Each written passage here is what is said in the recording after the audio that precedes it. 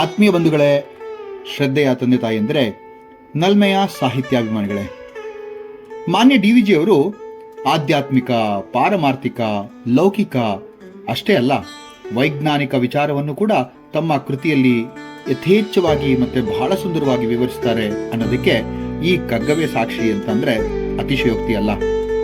ಇಲ್ಲಿ ನಾವೆಲ್ಲರೂ ಕೂಡ ವಿದ್ಯಾಭ್ಯಾಸ ಮಾಡುವಾಗ ಕಲಿತಿರುವಂತಹ ವಾಟರ್ ಸೈಕಲ್ ಈ ಒಂದು ವಿಚಾರವಾಗಿ ಎಷ್ಟು ಸುಂದರವಾಗಿ ಮತ್ತು ಸಂದೇಶಪೂರ್ವಕವಾಗಿ ಸುಂದರವಾಗಿ ಈ ಒಂದು ಕಗ್ಗದಲ್ಲಿ ವಿವರಿಸ್ತಾರೆ. ಈ ಪದ್ಯದಲ್ಲಿ ಅಥವಾ ಈ ಕಗ್ಗದಲ್ಲಿ DV ಗುಂಡಪ್ಪನವರು ಪ್ರಕೃತಿಯ ವೈಜ್ಞಾನಿಕ ಹಾಗೂ ಆಧ್ಯಾತ್ಮಿಕ ತತ್ವಗಳನ್ನ ಇಲ್ಲಿ ಹೇಳ್ತಾ ಹೋಗ್ತಾರೆ. ಇದು ನೀರಿನ ಚಕ್ರ, ನಾನಾಗ್ಲೇ ಹೇಳಿದ್ನಲ್ಲ, ವಾಟರ್ ಸೈಕಲ್ ಮಾತ್ರವಲ್ಲದೆ ಜೀವನದ ಪರಿವರ್ತನೆಯನ್ನು ಕೂಡ ಚಿತ್ರಿಸ್ತಾರೆ. ಈ ಒಂದು ಸುಂದರವಾದಂತಹ ಕಗ್ಗದ ವಿವರಣೆಯನ್ನು ನೋಡೋದಕ್ಕೆ ಮುಂಚೆ ಈ ಕಗ್ಗ 70 ಹೇಗಿದೆ ಅನ್ನೋದನ್ನ ನೋಡೋಣ. ಈ ಕಗ್ಗ 70 ಹೀಗಿದೆ.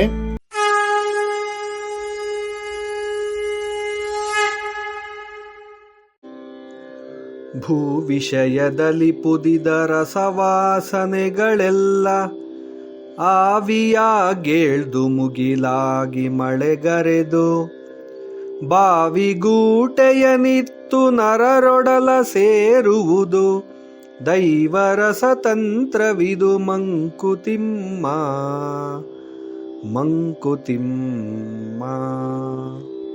ಭೂ ವಿಷಯದಲ್ಲಿ ಪುದಿದ ರಸವಾಸನೆಗಳೆಲ್ಲ. ಭೂ ವಿಷಯ ಅಂದ್ರೆ ಭೂಮಿಯಲ್ಲಿ ಇರುವಂತಹ ಎಲ್ಲಾ ಜೀವರಾಶಿಗಳು, ಗಿಡ ಮರಗಳು ಹಾಗೂ ಭೌತಿಕ ಪರಿಕಲ್ಪನೆಗಳು ಎಂಬರ್ಥ. ಇದು ಎಷ್ಟು ವಿಶಾಲವಾದಂತಹ ಮನೋಭಾವನೆಯನ್ನ ತಂದುಕೊಡುವಂತಹ ಒಂದು ಸಾಲು ಅಥವಾ ಒಂದು ಪದ ಅಂತಾನೆ ಹೇಳ್ಬೋದು. ಪುದಿದ ಅಂದ್ರೆ ಬಿಸಿಯಾಗುವುದು, ಬೇಯುವುದು ಅಥವಾ ರೂಪಾಂತರಗೊಳ್ಳುವುದು ಅಂತಂದ್ರೆ ತಪ್ಪಾಗಲ್ಲ. ರಸವಾಸನೆ ಅಂತ ಹೇಳಿದ್ರು ನೋಡಿ, ಅಂದ್ರೆ ರಸ ಅಂದ್ರೆ ಎಸೆನ್ಸ್ ಅಂತೀವಲ್ಲ, ಮತ್ತು ವಾಸನೆ ಅಂದ್ರೆ ಫ್ರೇಗ್ರೆನ್ಸ್, ಅಂದ್ರೆ ಜೀವ ವಿಕಾಸದ ಸಮಯದಲ್ಲಿ ಹೊರಬರುವಂತಹ ರಸಗಳು ಹಾಗೂ ಪರಿಮಳಗಳು ಎಂಬಂತಹ ಅರ್ಥವನ್ನ ತಂದುಕೊಡುತ್ತೆ. ಏನಪ್ಪ ಹೀಗಂದ್ರೆ ಅಂತಂದಾಗ ಇದರ ಪೂರ್ಣ ಅರ್ಥ, ಈ ಒಂದು ವಾಕ್ಯದ ಪೂರ್ಣ ಅರ್ಥ ನೋಡಿದ್ರೆ ಬಹಳ ಖುಷಿ ಆಗುತ್ತೆ, ಬಹಳ ಸಂತೋಷವಾಗುತ್ತೆ. ನೋಡಿ, ಭೂಮಿಯಲ್ಲಿ ಬೆಳೆಯುವ ಸಸ್ಯಗಳು, ಗಿಡ ಮರಗಳು ಮತ್ತು ಪ್ರಕೃತಿಯಲ್ಲಿರುವಂತಹ ವಿವಿಧ ರಾಸಾಯನಿಕ ಅಂಶಗಳು ಬಿಸಿ ಮಾಡಿ ಆವಿಯಾಗಿ ಹೊರಬರುತ್ತೆ. ನಿಜ ಅಲ್ವಾ? ಭೂಮಿಯಿಂದ ಬರ್ತಕ್ಕಂಥದ್ದೆಲ್ಲೋ ಕೂಡ ಹಾಗೆ ಆಗತ್ತೆ. ಗಂಧ, ರಸ, ವಾಸನೆ ಮತ್ತು ಜೀವದ ಸೂಕ್ಷ್ಮ ಅಂಶಗಳು ಈ ವಾತಾವರಣಕ್ಕೆ ಸೇರುತ್ತೆ. ಇದು ಪ್ರಕೃತಿಯ ಅತಿ ಸುಂದರವಾದಂತಹ ರಮ್ಯವಾದಂತಹ ಮಾತು ಅಂತಂದ್ರೆ ಇಲ್ಲಿ ತಪ್ಪಾಗಲ್ಲ. ಆವಿಯಾಗೇಳ್ದು ಮುಗಿಲಾಗಿ ಮಳೆಗರೆದು, ಇದು ವಾಟರ್ ಸೈಕಲ್ ಅಂತಂದ್ರೆ. ಅಂದ್ರೆ ಆವಿಯಾಗೇಳ್ದು ಅಂದ್ರೆ ಆವಿಯಾಗಿ ಏರುತ್ತೆ, ಇವಾಪರೇಷನ್. ಮುಗಿಲಾಗಿ ಅಂದ್ರೆ ಆಕಾಶಕ್ಕೆ ಏರುತ್ತೆ, ಅಂದ್ರೆ ಅಸೆಂಡಿಂಗ್ ಟು ದ ಸ್ಕೈ. ಮಳೆಗೆರೆದು ಪುನಃ ಮಳೆಯಾಗಿ ಭೂಮಿಗೆ ಮರಳುತ್ತೆ, ಕಂಡೆನ್ಸೇಷನ್ ಅಂಡ್ ಪರ್ಸಿಪಿಟೇಷನ್ ಅಂತ ಹೇಳ್ತೀವಲ್ಲ ಅದು. ನೀರು, ಈ ಒಂದು ನೀರಿನ ಒಂದು ಬಿದಿರಿನ ಸುಳಿಯಂತೆ ಭೂಮಿಯಿಂದ ವಾಸನೆ, ನೀರು ಹಾಗೂ ಶಕ್ತಿಯು ಆಕಾಶಕ್ಕೆ ಏರಿ ಮೋಡಗಳಾಗಿ ಪರಿವರ್ತನೆಗೊಳ್ಳುತ್ತೆ, ಆವಿಯಾಗಿ ಮೇಲೋಗುತ್ತೆ ಅಂತ ನಾವು ನೋಡಿದೀವಿ, ಅದು ನಾವು ಕೇಳಿದೀವಿ ಕೂಡ. ಅವು ಮಳೆಯಾಗಿ ಭೂಮಿಗೆ ಮರಳುತ್ತೆ. ಇದು ಪ್ರಕೃತಿಯ ಮಹಾಸೂತ್ರ, ಇದು ನಿಸರ್ಗದ ಶಕ್ತಿಯ ಚಕ್ರ ಅಂತಂದ್ರೆ ತಪ್ಪಾಗಲ್ಲ. ಯಾಕೆಂದ್ರೆ ಪಂಚಭೂತಗಳಲ್ಲಿ ಅತಿ ಪ್ರಾಮುಖ್ಯವಾದದ್ದು ನೀರು ಅಂತಂದ್ರೆ ತಪ್ಪಲ್ವೇ ಅಲ್ಲ.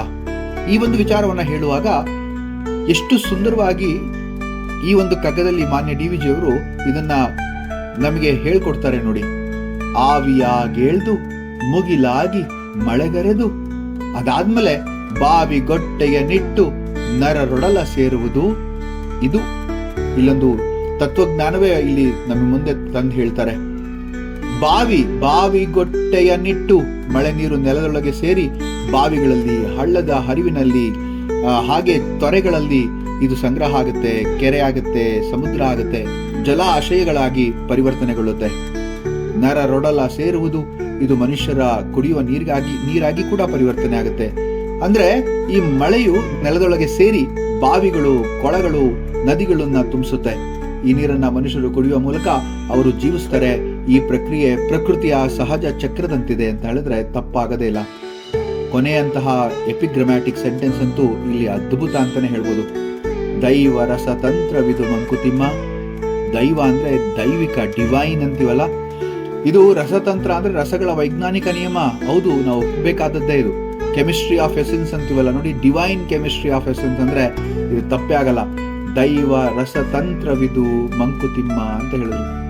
ಇದು ನೀರಿನ ಸುಲಭ ವೈಜ್ಞಾನಿಕ ವಿವರಣೆ ಅಷ್ಟೇ ಅಲ್ಲ, ಇದರಲ್ಲಿ ಒಂದು ದೈವಿಕತೆ ಮತ್ತು ಆಧ್ಯಾತ್ಮಿಕ ಪರಿಕಲ್ಪನೆ ಕೂಡ ಇದೆ. ಪ್ರಕೃತಿಯ ಈ ಪರಿವರ್ತನೆಯು ನೈಸರ್ಗಿಕ ನಿಯಮಗಳಿಗಿಂತ ಅಧಿಕವಾದದ್ದು ಅಂತ ಹೇಳಿದ್ರೆ ತಪ್ಪಾಗಲ್ಲ.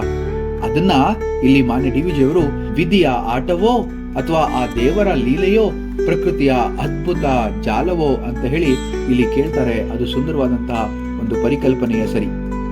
ಇಲ್ಲಿ ವೈಜ್ಞಾನಿಕ ವಿಶ್ಲೇಷಣೆವಂತೂ ನಾವು ಮಾಡಿದ್ವಿ. ಆವಿ ಆಗೋದು ಅಂದ್ರೆ ಎವಾಪರೇಷನ್ ಅಂಡ್ ಟ್ರಾನ್ಸ್ಪಿರೇಷನ್ ಅಂತ ಹೇಳಿದ್ವಲ್ಲ.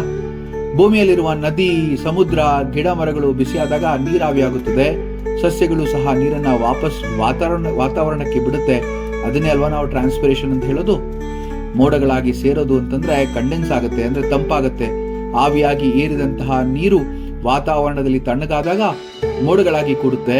ಆಗ ಮೋಡಗಳು ತುಂಬಿದಾಗ ಭಾರವಾಗಿ ಮಳೆ, ಹಿಮ ಅಥವಾ ಗಾಳಿಯ ರೂಪದಲ್ಲಿ ಪುನಃ ಭೂಮಿಗೆ ಬೀಳುತ್ತೆ. ಅದನ್ನ ಪರ್ಸಿಪಿಟೇಷನ್ ಅಂತ ಹೇಳಿದ್ವಿ ಅಲ್ವಾ. ಅದಾದ್ಮೇಲೂ ಕೂಡ ಮುಂದಿನ ಒಂದು ಪ್ರಕೃತಿಯ ಒಂದು ಸ್ವಾಭಾವಿಕ ಪ್ರಕ್ರಿಯೆ ತುಂಬಾ ಚೆನ್ನಾಗಿದೆ. ಆ ಮಳೆಯ ನೀರು ನೆಲಕ್ಕೆ ಬಿದ್ದ ಮೇಲೆ ಅದು ಕೆಳಗಡೆ ನೆಲವನ್ನ ಸೇರಿ ಅಂತರ್ಜಲವಾಗಿ ಮಾರ್ಪಡುತ್ತೆ. ಬಾವಿ, ನದಿಗಳಲ್ಲಿ ಸಂಗ್ರಹಗೊಳ್ಳುತ್ತೆ. ಈ ನೀರನ್ನ ಮನುಷ್ಯರು ಕುಡಿತಾರೆ ಮತ್ತು ಪುನಃ ಈ ಚಕ್ರ ಮುಂದುವರಿಯುತ್ತೆ ಅಂತ ಹೇಳ್ತಾರೆ. ಇದನ್ನೇ ಆಧ್ಯಾತ್ಮಿಕ ಮತ್ತು ತಾತ್ವಿಕ ಅರ್ಥವನ್ನ ಕೇಳೋದಾದ್ರೆ ಇದರಲ್ಲಿ ಒಂದು ಆಧ್ಯಾತ್ಮಿಕ ಪ್ರಜ್ಞೆ ಇದೆ ಅಂತಾನೆ ಹೇಳ್ಬೋದು. ಜೀವನ ಅಂತಕ್ಕಂಥದ್ದು ಒಂದು ಚಕ್ರ ಅಲ್ವಾ. ಹೇಗೆ ನೀರು ಆವಿಯಾಗಿ ಮೇಲೇರಿ ಮಳೆಯಾಗಿ ಮತ್ತೆ ಕೊನೆಗೆ ನೆಲವನ್ನೇ ಸೇರುತ್ತೋ ಅದೇ ರೀತಿ ನಮ್ಮ ಜೀವನವೂ ಕೂಡ ಹಾಗೆ.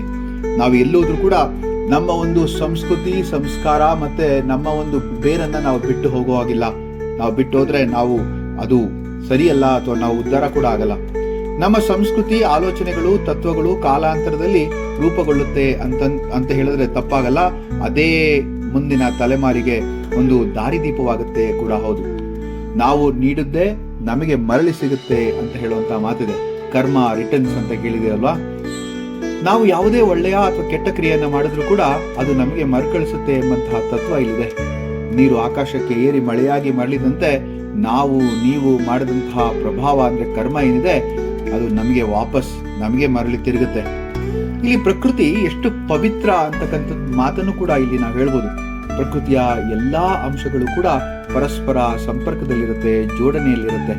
ನಾವು ಕೂಡ ಈ ಚಕ್ರದ ಭಾಗವೇ ಆಗಿದ್ದೇವೆ ಅಂದ್ರೆ ತಪ್ಪಾಗಲ್ಲ. ಹಾಗಾಗಿ ಪ್ರಕೃತಿಯ ಸೌಂದರ್ಯವನ್ನ, ಪ್ರಕೃತಿಯ ನಿಲುವನ್ನ, ಪ್ರಕೃತಿಯ ಎಲ್ಲಾ ಪ್ರಕ್ರಿಯೆಯನ್ನ ನಾವು ಗೌರವಿಸಬೇಕು. ಈ ಒಂದು ಪದ್ಯದ ತತ್ವವನ್ನ ತುಂಬಾ ಒಂದು ಮಹಾಭಾರತದಲ್ಲೇ ಆಗ್ಲಿ, ತೈತರಿಯ ಉಪನಿಷತ್ತಲ್ಲಾಗ್ಲಿ ಇದನ್ನ ವಿವರಿಸುವುದನ್ನ ನಾವು ನೋಡಬಹುದು. ನಾಸ್ತುದ್ಯಾಕಾತ್ ಪರಂ ಕಿಂಚಿತ್ ಅಂತಕ್ಕಂಥ ಮಾತನ್ನ ಇಲ್ಲಿ ಮಹಾಭಾರತದಲ್ಲಿ ಹೇಳ್ತಾರೆ. ಅಂದ್ರೆ ನೀರಿಗಿಂತ ಶ್ರೇಷ್ಠವಾದದ್ದು ಯಾವುದೂ ಇಲ್ಲ, ನೀರೇ ಜೀವದ ಮೂಲ ಅಂತ ಹೇಳುವಂತ ಮಾತು. ಆಪೋವಾ ಇದಂ ಸರ್ವಂ ವಿಶ್ವಭೂತಾನಿ ಜಯತೆ ಅಂತೇಳಿ ತೈತರಿಯ ಉಪನಿಷತ್ತಿನಲ್ಲಿ ಹೇಳುವಂತ ಮಾತಿದೆ. ಜಗತ್ತಿನ ಎಲ್ಲಾ ಜೀವಿಗಳ ಮೂಲ ನೀರಿನಿಂದಲೇ ಆದದ್ದು ಅಂತ ಹೇಳಿ. ಆಪಹ ಪೃಥಿವೀಂ ಧಾರಯತ್ರಿ ಸರ್ವಂ ಜೀವಂತ್ಯ ಪಾಮಯೇನ, ನೀರೇ ಭೂಮಿಯನ್ನ ಪೋಷಿಸುತ್ತೆ ಮತ್ತೆ ಎಲ್ಲಾ ಜೀವಿಗಳು ಅದರಿಂದ ಬದುಕುತ್ತೆ ಅಂತ ಹೇಳುವಂತ ಮಾತು. ಕಟ್ಟಕಡೆಯದಾಗಿ ಇದರ ಸಾರಾಂಶವನ್ನ ಹೇಳೋದಾದ್ರೆ ಡಿ.ವಿ.ಜಿ. ಅವರ ಈ ಪದ್ಯವು ಜೀವನದ ಸಂಚಲನ, ವೈಜ್ಞಾನಿಕ ತತ್ವ ಮತ್ತು ಆಧ್ಯಾತ್ಮಿಕ ಜ್ಞಾನವನ್ನ ಒಂದೇ ಒಂದು ಕಗ್ಗದಲ್ಲಿ ಹೇಳುವಂತಹ ಅದ್ಭುತ ಒಂದು ಪರಿಕಲ್ಪನೆ. ನೀರಿನ ಚಕ್ರವಷ್ಟೇ ಅಲ್ಲ, ಜೀವನದ ಪರಿವರ್ತನೆಯು ಇದು ಪ್ರತಿಬಿಂಬಿಸುತ್ತೆ. ನಾವು ಪ್ರಕೃತಿಯ ನಿಯಮವನ್ನ ಗೌರವಿಸಬೇಕು, ನೀರನ್ನ ಕಾಪಾಡಬೇಕು ಎಂಬಂತಹ ಸಂದೇಶವೂ ಕೂಡ ಇದೆ. ನಿಸರ್ಗವೇ ಪರಮಗುರು, ಮಂಕುತಿಮ್ಮನ ಕಗ್ಗ ನಮಗೆ ಈ ಹಿತವಚನವನ್ನ ಕೊಡುತ್ತೆ ಅಂದ್ರೆ ಅದು ತಪ್ಪಾಗುವುದಿಲ್ಲ. ಈ ಒಂದು ಕಗ್ಗ 70 ಎಷ್ಟು ಅದ್ಭುತವಾಗಿದೆ ಅನ್ನೋದು ನಮ್ಗೆಲ್ಲ ಗೊತ್ತಾಯ್ತು. ಭೂ ವಿಷಯದಲ್ಲಿ ಪುದಿದ ರಸವಾಸನೆಗಳೆಲ್ಲ ಆವಿಯಾಗೇಳ್ದು ಮುಗಿಲಾಗಿ ಮಳೆಗರೆದು ಬಾವಿಗೊಟ್ಟೆಯ ನಿಟ್ಟು ನರರೊಡಲ ಸೇರುವುದು ದೈವ ರಸತಂತ್ರವಿದು ಮಂಕುತಿಮ್ಮ. ಮುಂದಿನ ಕಗ್ಗದೊಂದಿಗೆ ಮತ್ತೆ ಭೇಟಿಯಾಗೋಣ. ನಮಸ್ಕಾರ.